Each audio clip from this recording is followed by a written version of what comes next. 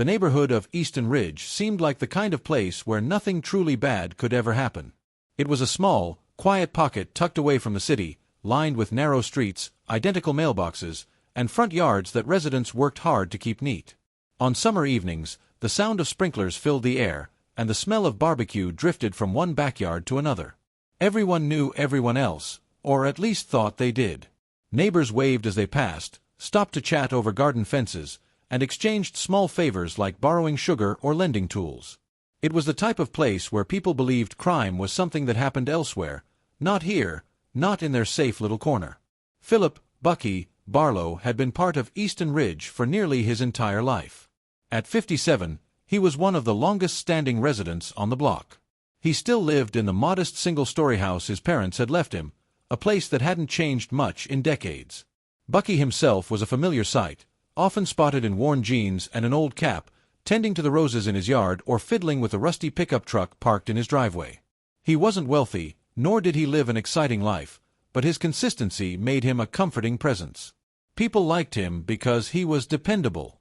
He would watch over a neighbor's house while they were away, shovel sidewalks in the winter, and never ask for anything in return. Although Buckie lived alone, he was rarely lonely. His circle was the neighborhood itself, and many relied on him in small, unseen ways. The single mother next door depended on him to check on her kids when she worked late. An elderly couple 2 houses down trusted him to fix their lawnmower every spring. Even the teenagers, who often ignored adults, respected Buckie for his patience and easy smile. He didn't have children of his own, but in many ways, he belonged to everyone. The quiet kindness that radiated from him made people feel safer just knowing he was around. But life in Easton Ridge wasn't perfect for everyone. Behind the tidy yards and cheerful greetings, some families were struggling. Bills piled up, jobs were lost, and not everyone admitted how close they were to breaking. The image of harmony hid quiet desperation, the kind people kept carefully tucked away behind locked doors and drawn curtains. Among them was a younger man, barely holding his life together, who lived only a few houses away from Buckie. His name didn't come up often in conversations between neighbors. He wasn't unfriendly, but he wasn't the type to linger and chat. People knew he kept to himself, and that was enough to satisfy their curiosity. In a place where most believed trust was unshakable, nobody noticed how close danger had crept. The same streets where children pedaled their bikes and retirees watered their lawns were also home to someone whose private struggles were beginning to turn into something darker. To everyone else, Easton Ridge looked the same as it always had, a picture of quiet suburban stability. Yet the seeds of tragedy had already been planted, waiting for the right night to bloom. Darren Cole was 28 years old, but already the weight of failure seemed to hang heavy on his shoulders. He had once imagined a steady life, something simple with a decent job and maybe his own family, but reality had proven cruel. His work at a local warehouse had been cut down to part-time, and his paychecks never seemed to stretch far enough. Rent ate away most of what he made, and the constant stream of bills left him drained. The one that haunted him most was the utility notice sitting on his kitchen table, a bold red stamp declaring, "Final Warning." He read it over and over, each time feeling the walls close in tighter. The idea of living without electricity terrified him. The thought of sitting in the dark, his food spoiling in the fridge, no fan to break the heat of summer nights, it pushed him into panic. At first, Darren thought about borrowing money. He considered asking a cousin or a friend, but shame stopped him. Everyone already knew he was struggling, and he couldn't bear the humiliation of admitting he was about to lose the last comfort he had. He tried selling a few things online, a set of tools, an old bicycle, but the little cash it brought wasn't enough. As the deadline crept closer, desperation began to change his thinking. Instead of searching for solutions, his mind wandered to shortcuts. He needed money quickly, and he didn't care where it came from. That was when he thought of Buckie. From Darren's window, he often saw the older man out front, chatting with neighbors or hauling groceries into his modest home. Buckie lived simply, but Darren had overheard enough over the years to know that he kept some cash in the house. It wasn't a fortune, but it was something. Darren's brain latched onto that detail, twisting it into an opportunity. The more he thought about it, the more it made sense. Buckie was older, he lived alone, and no one would expect him to be a target. It was supposed to be quick, slip in, grab the money, leave. He told himself it was survival, not cruelty, But even in his own mind the excuses rang hollow. In the days leading up to the crime, Darren's behavior grew erratic. He stayed up late pacing through his small apartment, staring out the blinds at the quiet street. He imagined what it would feel like to finally have relief, to pay the bill and erase the fear gnawing at him. At the same time, unease crept into him, a gnawing guilt he tried to drown out with bitter justifications. He told himself Buckie wouldn't even notice the money missing. But deep down, he knew that wasn't true. What began as a passing thought hardened into a decision. He prepared himself in small, unsettling ways, keeping a wrench from his garage close at hand, testing the lock on his own back window to see how easy it would be to pry open. Each step drew him closer to a line that couldn't be undone. Darren wasn't thinking about right or wrong anymore. All he could see was the looming shadow of his unpaid bill, and in his desperation, Buckie Barlow became less of a neighbor and more of a solution. The night of July 14th began like any other in Easton Ridge. The air was still, carrying the faint smell of freshly cut grass, and most houses had gone dark by 10 o'clock.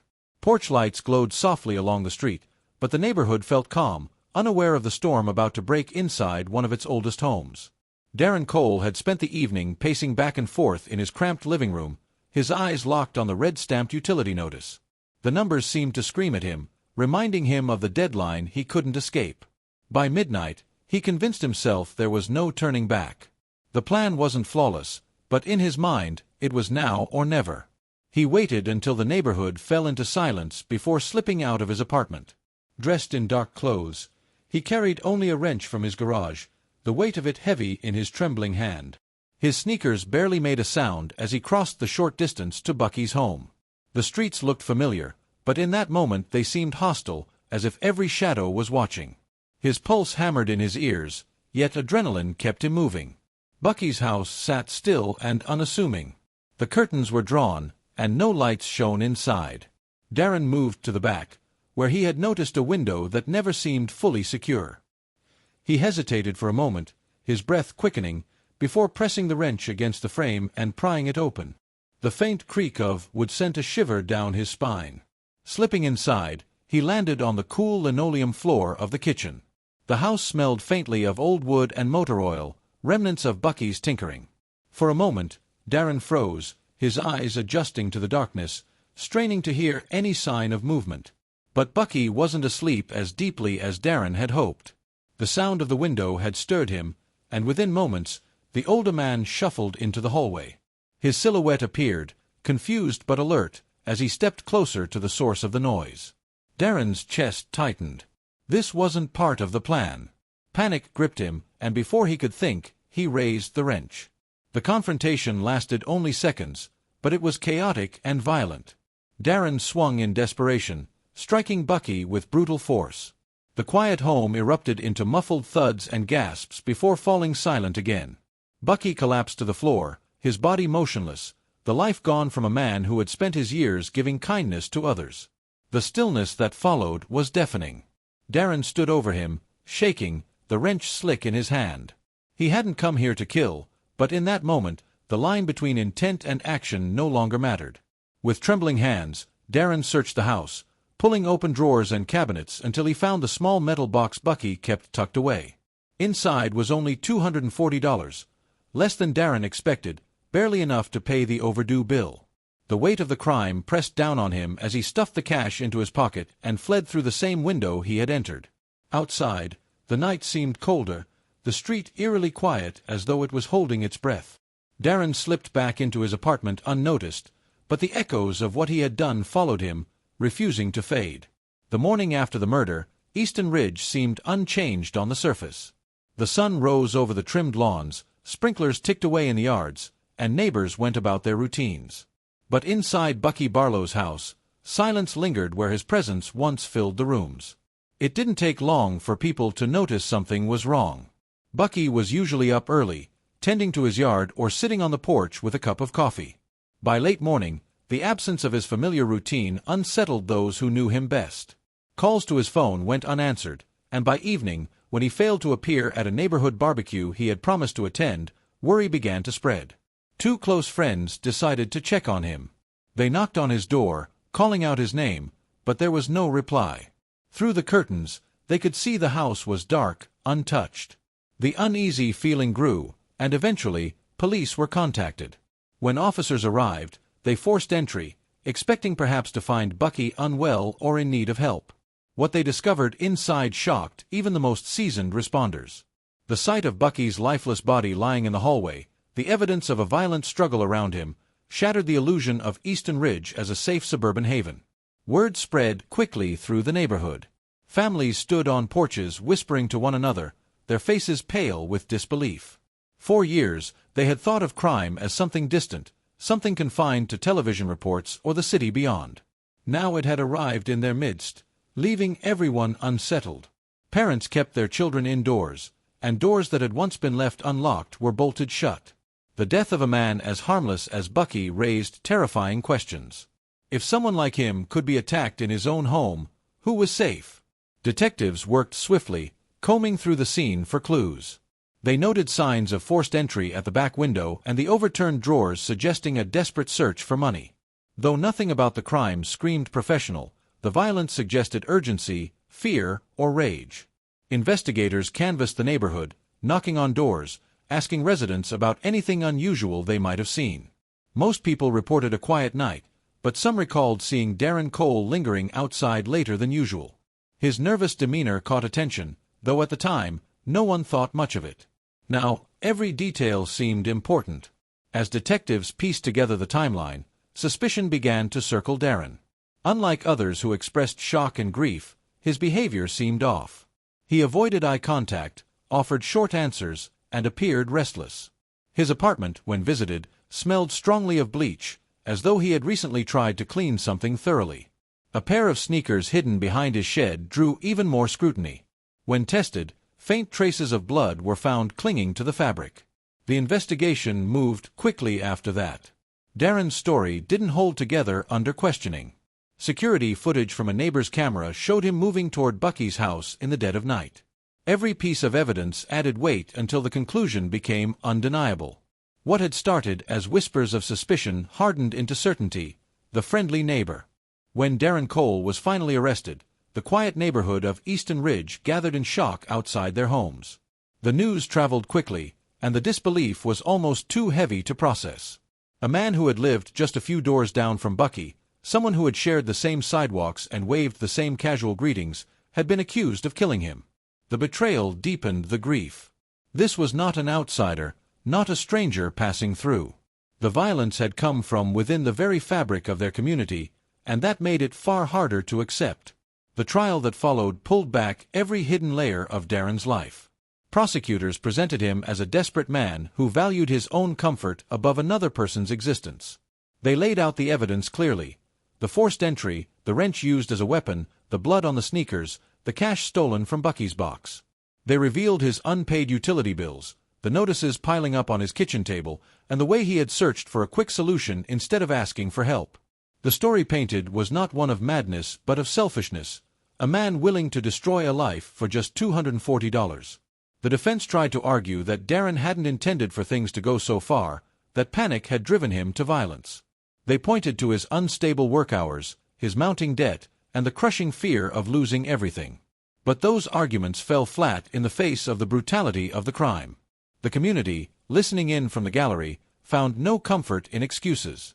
Buckie had been a man who would have given freely if asked, who would have helped Darren in any way he could. The knowledge that Darren had chosen violence instead of honesty made the crime even more devastating. When the verdict was read, the courtroom was filled with a tense silence. Darren was found guilty of murder and sentenced to life in prison. For some, it brought relief to know justice had been served, but for many, it did little to ease the ache left behind. The sentence would never bring Buckie back, never restore the quiet comfort he had given the neighborhood. Instead, it served as a reminder of what had been lost and how quickly trust could be broken. In the weeks after the trial, Easton Ridge changed. The laughter of children still echoed through the streets, and sprinklers still ticked across the lawns, but something invisible lingered in the air. Neighbors checked their locks twice at night. Conversations were shorter, eyes more cautious. The illusion of perfect safety had been shattered, and in its place stood a deep scar. Buckie's home, once filled with warmth, now carried an emptiness that was impossible to ignore. Flowers and candles left by his porch remained for weeks, slowly wilting under the sun, a small gesture to honor the man who had given so much to those around him. The story of Philip Buckie Barlow lived on not just as a tragedy but as a chilling lesson. It showed how desperation, left unchecked, could turn into something monstrous, and how sometimes the greatest danger doesn't come from strangers in the night, but from the very people living just a few doors away. If you enjoyed this video and want to see more chilling true crime stories, make sure to hit the like button. It really helps us bring you more content. Don't forget to subscribe to Crime Uncovered and tap the bell icon so you never miss our latest uploads. Stay safe and stay curious.